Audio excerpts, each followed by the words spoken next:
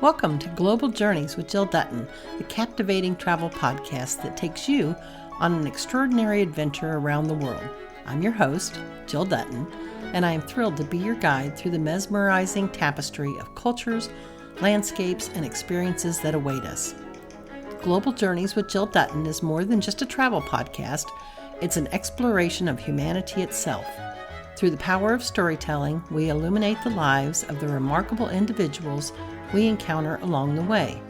Whether it's through the eyes of a fishing guide, a distillery owner, a mixologist, a historian, chef, or even a farmer, each person we meet adds a rich layer to the narrative of culture and place.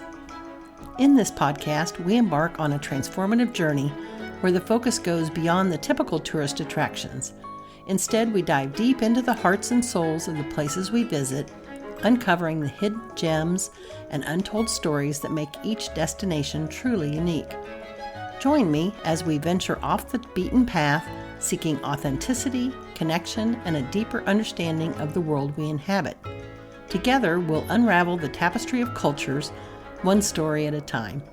Although my writing career began in the late 90s when I created and launched a wellness publication called Evolving Magazine, since 2015 I've worked as a travel writer on a mission to seek out the locally celebrated foods, liquor trends, outdoor activities, and stories of those I meet along the way. My work has been published in Wine Enthusiast, Afar, Woman's World, First for Women, Insider, Road Trippers, Modern Farmer, Chilled Magazine, and many more digital and print publications. I'm also the creator of Global Plates, The People We Meet, The Food They Eat, a syndicated column. Creating this podcast is the next step in my journey of sharing the stories of the people I've met along the way. So pack your curiosity, leave your preconceived notions behind, and let's embark on Global Journeys with Jill Dutton, where each episode promises to inspire, educate, and awaken the wanderlust within us all. Today's episode of Global Journeys with Jill Dutton is part 2 of a series that looks at the culture, food and drinks, fishing, and beauty of Ketchikan, Alaska. In the first episode, we met Sean Heisman, owner of Ketchikan's only craft brewery. If you're interested in listening to that episode, be sure and go to the show index and hear his exciting journey as an Alaska brewer. Today, we'll discover Ketchikan's claim to fame, known as the Salmon Capital of the world, sport fishing. There are numerous fishing guides and companies, but today we look at 2 exclusive resorts that cater to every level of angler, from families to avid fishermen. Southeast Alaska, where both Waterfall Resort, Alaska, and Steamboat Bay Fishing Club are situated, is famous for its world-class fishing. The rich ocean waters are teeming with king salmon, silver salmon, Pacific halibut, lingcod, and rockfish, not to mention the humpback whales, orca, otters, bald eagles, puffins, and other sea life you may see. Easily accessible from the lower 48, it's just a 90-minute flight from Seattle to Ketchikan. Then both resorts require a short float plane ride with stunning views that take you to the resorts. Waterfall Resort is on Prince of Wales Island, renovated from a historic cannery, now fishing resort, on fishing grounds that helped establish Alaska's economy for over 100 years. It offers a variety of accommodations from townhomes to suites and individual cabins, plus a saloon and scenic walk through the Tongass National Forest, the world's largest temperate rainforest, to its namesake waterfall. Steamboat Bay is on Noyes Island, a small island close to prime fishing grounds, with its primary luxury lodge that holds up to 16 guests and the neighboring smaller residence that accommodates up to 8 guests. Steamboat Bay Fishing Club is known for its personalized, family-like service, including an open bar, private chef, sauna, hot tub, huge porches overlooking the bay, plus comfortable private accommodations for each guest. A fleet of 27 custom-designed 26-foot North River Sounder boats is shared between the resorts. Built for safety, performance, comfort, and convenience, all feature heated cabins, air suspension seats, private heads, powerful fuel-injected Mercury outboards, and a full complement of Furuno marine electronics. Expert U.S. Coast Guard licensed guides share well over 200 years of guiding wild Alaska fishing trips and put the 4 guests entrusted to each captain on the bite. I've been fortunate to fish at both Waterfall Resort and Steamboat Bay Fishing Club. Although similar, each has a unique vibe, so be sure to check the show notes to find links to their websites.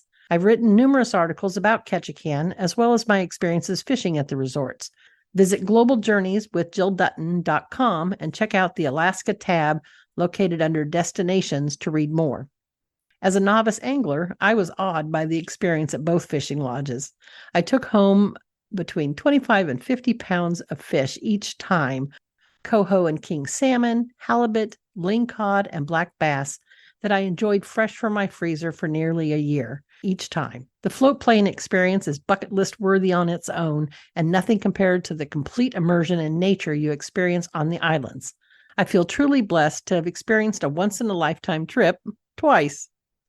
Today, we will meet Chuck Baird. Chuck has, for many years, had one foot in Alaska and one in Hawaii. After graduating from the University of Hawaii with a focus on travel industry management, Chuck worked as regional director of sales for Sheraton Hotels in Hawaii. In 1988, when Waterfall Resort Alaska completed its transformation from a historic cannery to a fishing resort, Chuck started working with the Waterfall Group. One of the first customers Chuck brought to the resort was the Southern California Association of Ford Dealers, now going on their 41st year of visiting Waterfall. Chuck is director of corporate business development. Chuck grew up in Ketchikan with a mom who owned and ran 5 restaurants downtown. As a result, he has deep roots in Ketchikan with many lifelong friends and a deep appreciation for both the town and for Alaska. Ever since, he has been an active advocate for Alaska as a unique and exciting destination for both leisure and corporate guests. So without further ado, please join me in welcoming Chuck Baird to Global Journeys with Jill Dutton. Chuck, thank you for joining us today and sharing your insights on Alaska fishing. We can't wait to embark on this incredible journey with you. Chuck, how are you today?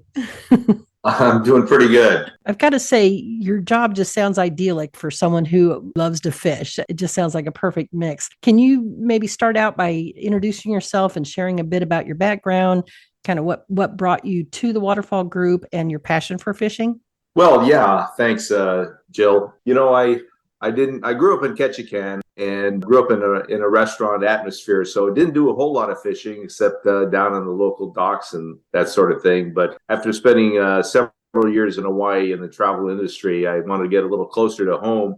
And I knew of Waterfall Resort. It was actually created, a couple of guys from high school were involved in the early days back in, I think it was 1982 or so when they started launching. Mm-hmm. So I reached out to them and said, hey, I want to get a little closer to home. My mom's getting a little older. And we put something together, and I joined them back in 1988.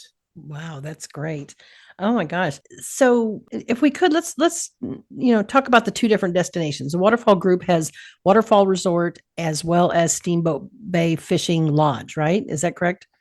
Yeah, so Waterfall Resort got started in 1982, and it had lived its life as a fish processing cannery starting in 1912 and growing up through the 20s and 30s. There was a big fire out there back in the day, but it was one of the largest canning facilities in Southeast Alaska. It was originally owned by the A&P Markets. Some of your folks on the East Coast back in the 50s and 60s will remember A&P Markets at Landing and Pacific Tea Company, and they opened up operations. They had 6 canneries in Southeast Alaska, and they branded them under various names, and they shipped throughout the world. Mm-hmm. And so we've had a great run since 88. When I came on board, we're now celebrating 40th year with Waterfall as an operational lodge and some exciting sport fishing there. Yes. And then Steamboat Bay came on about 10 years ago, and it was a smaller resort. Waterfall could host 92 guests a day. We've got 27 boats, all the same type. Steamboat Bay was just our next level up. If you determine things like airline seats and such, if you go first class or business class, Waterfall would be business class. Steamboat Bay would be your first class operation. And we host 24 guests there in 2 facilities.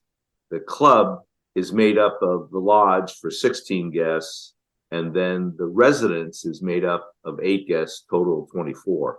Oh, wonderful. And I'm just curious, are they groups of 4 that come in then?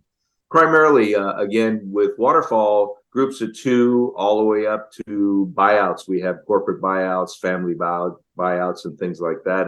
You can imagine a large group of 90 guests, definitely. With Steamboat Bay, it's always groups of 4, and that works out pretty well. We fish 4 guests per boat, 2 guests per room, so we kind of like those numbers. That does make sense. Wonderful. Well, how would someone get there? Are most of your guests, do they fly into Seattle and then make their way to each individual fishing lodge? Yeah. Basically, guests will fly from hometown USA via Seattle. Seattle is your hub to Ketchikan. Alaska Airlines features probably 4 or 5 flights in and out every day of Ketchikan in the summer. Delta has a flight in there. It's actually very easy to access Ketchikan from all parts, especially the western region. Guests can fly in and land in Ketchikan at 11 a.m. in the morning, and that's a perfect match for our float planes at 12:30 going out to Waterfall. So you virtually can, say, wake up in LA and be fishing and catching fish at Waterfall by 2:30 in the afternoon Alaska time. That's fantastic. And then it works pretty well. It's kind of a fun thing, and it is easy travel to Alaska from all parts. Yes, I agree. It was very enjoyable on our trip. And like you said, the first day we were on the water. And so then in Ketchikan, they pick up the seaplane. And is it usually 4 to 6, I guess, that they hold? Yeah. We've got a couple of 2 or 3 float plane companies, seaplane companies that we utilize here, Seawind and Misty Fjords. And they have 2 types of plane. They have a Beaver, which is the workhorse around Southeast Alaska, and they will hold 5, maybe 6 guests. Everything is all on weight and balance. And then they have a larger aircraft called the Turbine Otter, and that can hold up to 10 guests as well. And so we're flying people across from Ketchikan out to Craig, Alaska, or Waterfall, depending on which lodge they're going to. But it's a fun flight seat tour. I mean, you get to cross over the Inside Passage waterway.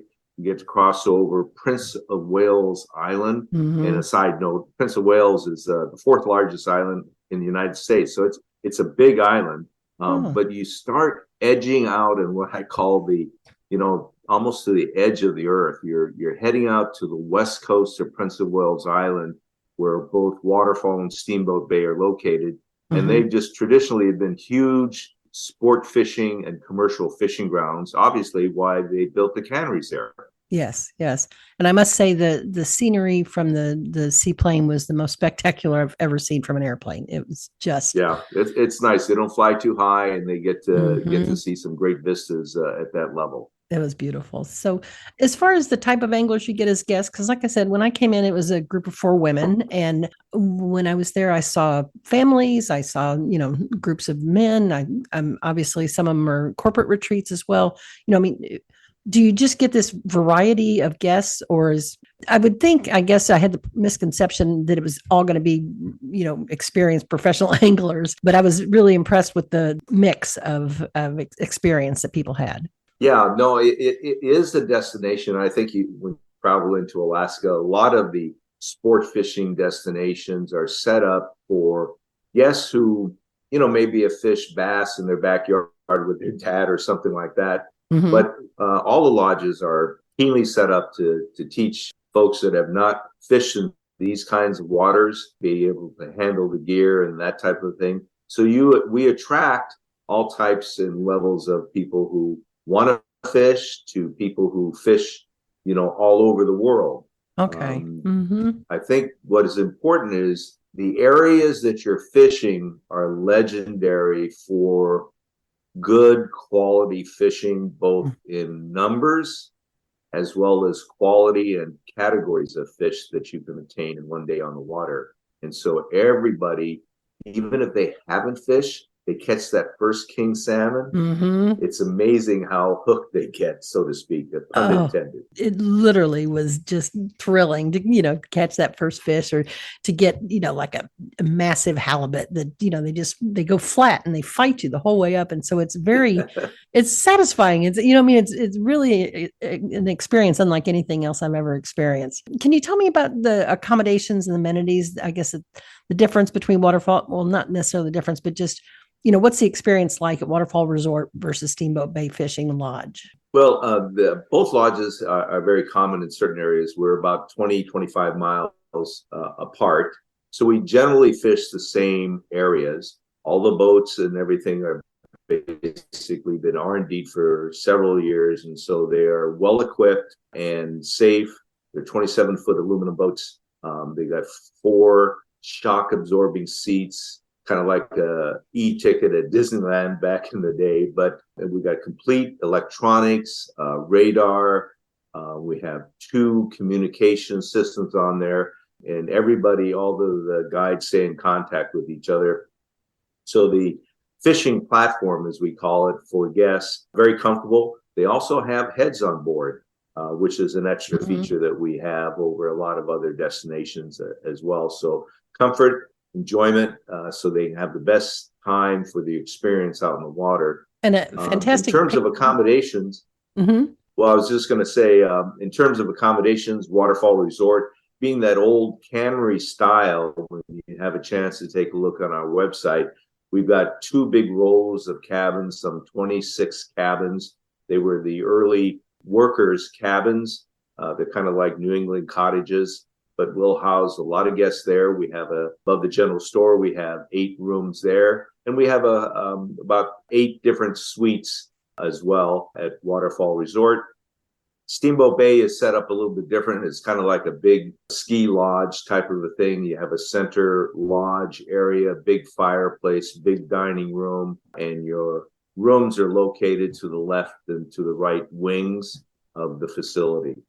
Okay. And what I was going to say, when you were talking about what all there is available on the boats, the lunches were fantastic. And it just really stuck with me as far as, we each had they would pack a picnic lunch basically, but you could have fried chicken, or you could have a sandwich or a wrap. It was wonderful. And the food overall at Waterfall, it's buffet style. Is that correct?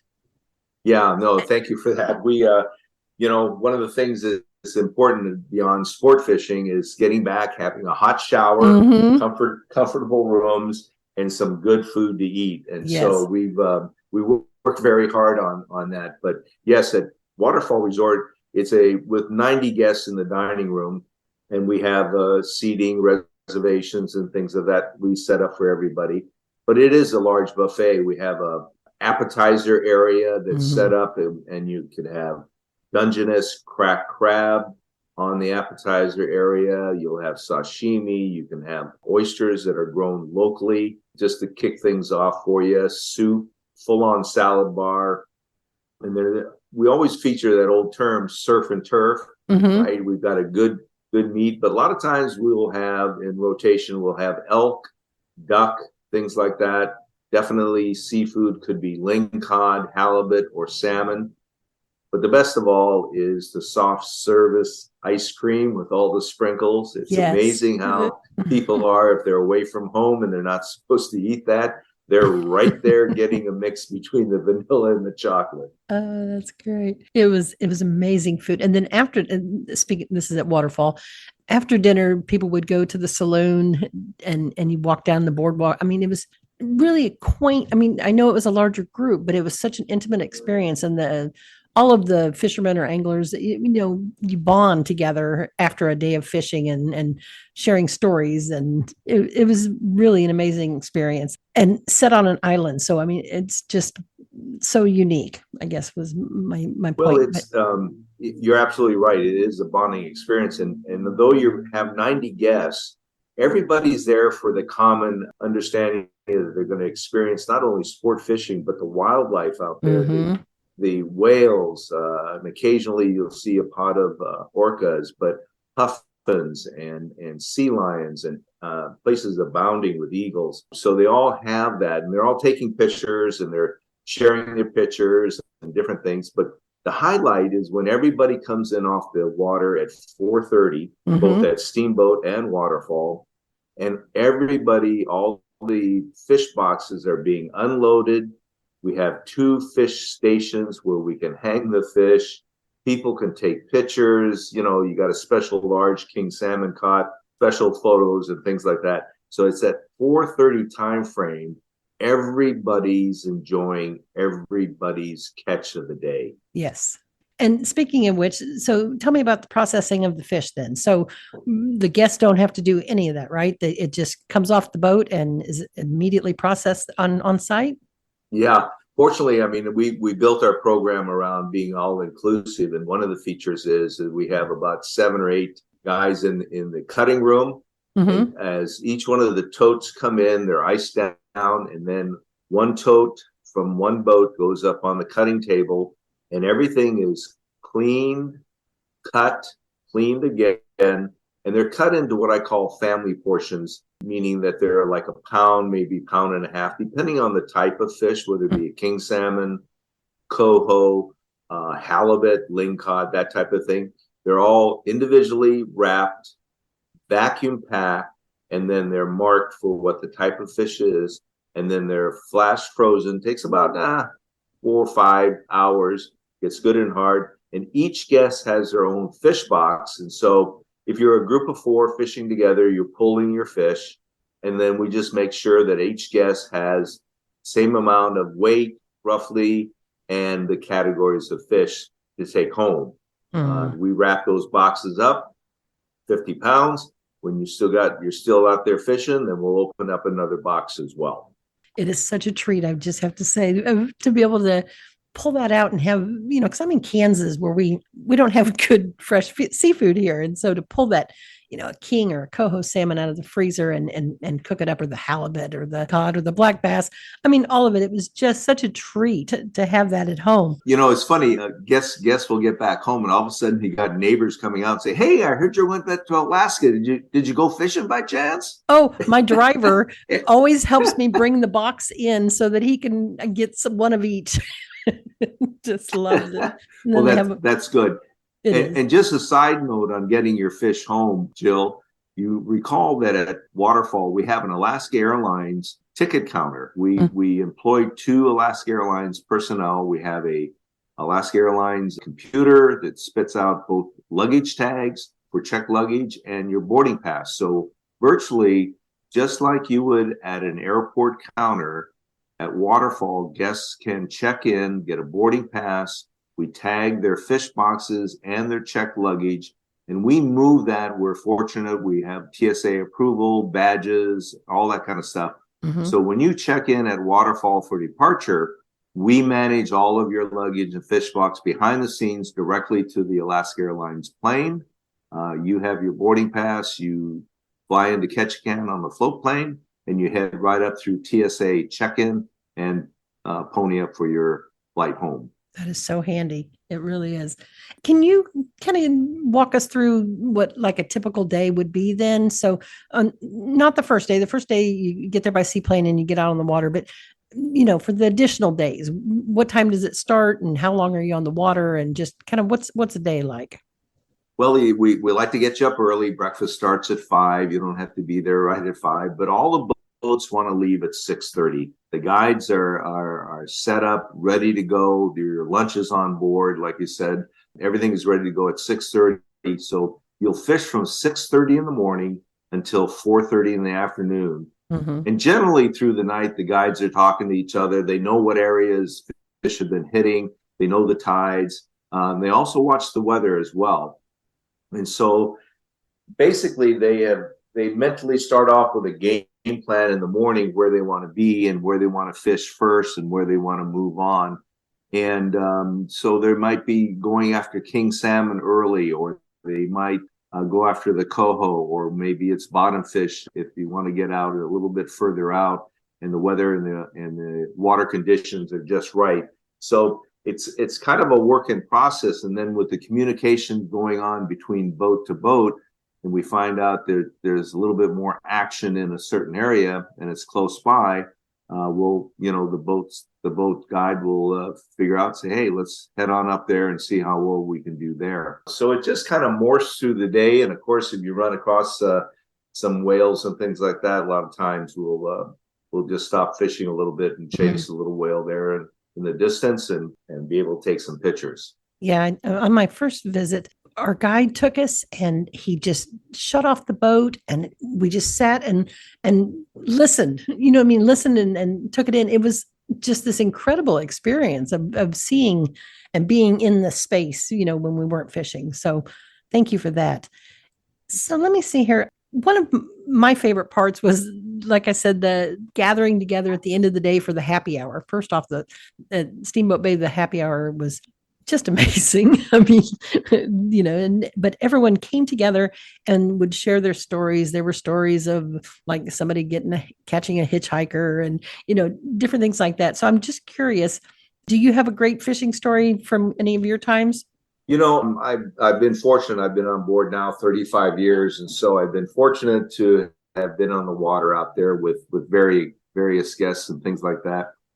It's not so much a fishing story for me, but for me, the excitement being on the side of the fence that I work for the resorts, I get excited, especially for the families that come up, especially 3-generation families. Yes. And if there's ever a story, it happens for them on the water together, sharing that time. It could be a grandson, a father, and a grandfather. That to me is really kind of the story. I agree. I met a group that who was there that, like you said, 3 generations. And I believe the grandfather had been coming for 20 years and it's something that they shared together every year as a family. And it was very important. It was very important to them. So I agree. Thank you for that.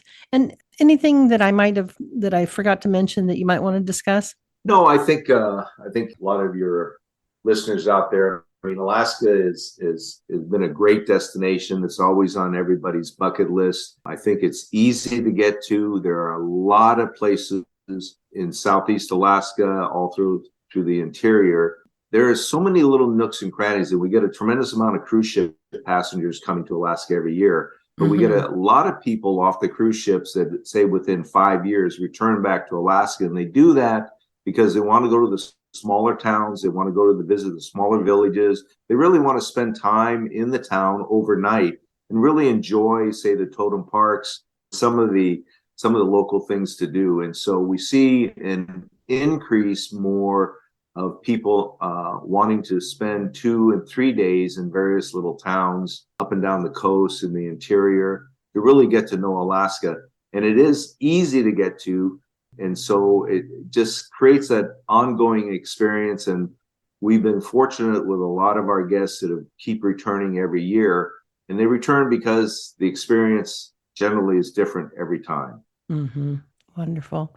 Well, Chuck, thank you so much. I myself can't wait to return again and bring home, up to 50 pounds of fish. It's something absolutely unique. I mean, it just stands out. Because I've been on a lot of trips in the past 8 years, and it's just in the top 3 probably, but it's one of my favorite destinations. So thank you so much for being here and talking to us about Steamboat Bay as well as Waterfall Resort. Well, good. Thanks, Jill. We look forward to having you get back, and all the best to all of your listeners. The Ketchikan series continues next week, where we'll meet Joe Williams Jr., who was born and raised in Saxman, Alaska. He is of Tlingit descent and is from the Eagle tribe within the Tlingit tribe. Joe was the first Tlingit Alaska native to be elected as mayor of the Ketchikan Gateway Borough and previously served as the city of Saxman mayor, making him the first elected official to hold both the borough and city mayoral positions in the state of Alaska. Joe also served as Saxman's tribal president for 12 years and on the Alaska Intertribal Council and National Congress of American Indians. During his career, Joe has brought people and organizations together for the betterment of Alaska's native communities and people. Joe has also owned and operated his own tour company, Where the Eagle Walks, for 31 years. He offers historical walking tours through Ketchikan and lectures on cruise ships and at other venues, weaving together history and stories about life as a Tlingit in Southeast Alaska. So stay tuned for this series as we uncover the hidden treasures of Ketchikan, Alaska, one fascinating local story at a time. Let the captivating narratives, authentic voices, and unique perspectives paint a vivid portrait of a community that thrives on tradition, innovation, and a profound connection to its roots. Until next time, may your travels be filled with endless curiosity, open-hearted encounters, and transformative adventures. Safe travels, fellow explorers, and keep wandering.